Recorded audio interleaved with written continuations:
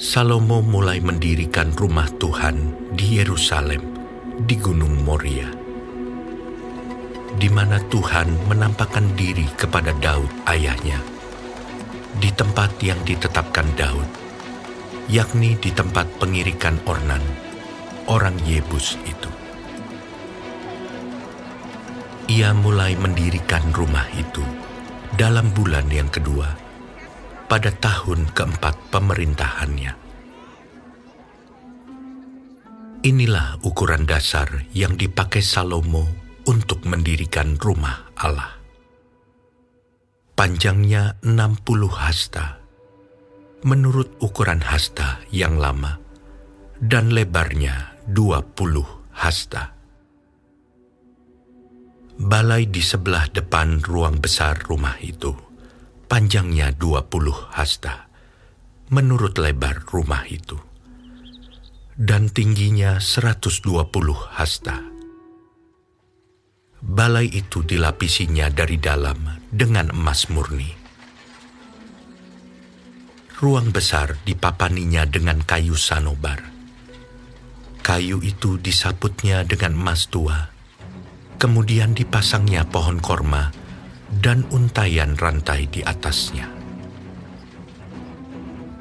Ruang itu dilapisinya juga dengan batu permata yang mahal-mahal sebagai perhiasan.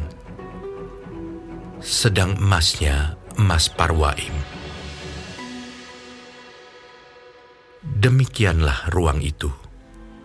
Balok-baloknya, ambang-ambangnya, dinding-dindingnya, dan pintu-pintunya disaputnya dengan emas.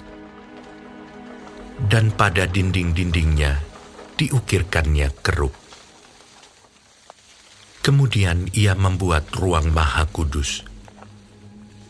Panjangnya 20 hasta, menurut lebar rumah itu. Dan lebarnya 20 hasta juga. Lalu ia menyaputnya dengan emas tua seberat 600 talenta. Berat paku-paku 50 sikal emas. Juga kamar-kamar atas disaputnya dengan emas. Ia membuat 2 kerup berupa pahatan di ruang Maha Kudus dan melapisinya dengan emas. Sayap kerup-kerup itu seluruhnya 20 hasta panjangnya. Sayap yang sebelah kerup yang satu 5 hasta panjangnya dan menyentuh dinding ruang. Sedang sayapnya yang sebelah lagi juga 5 hasta panjangnya dan menyentuh sayap kerup yang lain.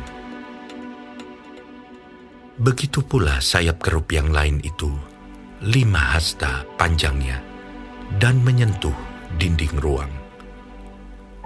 Sedang sayapnya yang sebelah lagi juga 5 hasta panjangnya dan bersentuhan dengan sayap kerup yang pertama.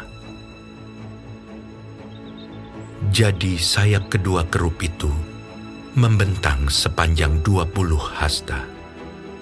Sedang kedua kerup itu berdiri di atas kakinya dan menghadap ruang besar.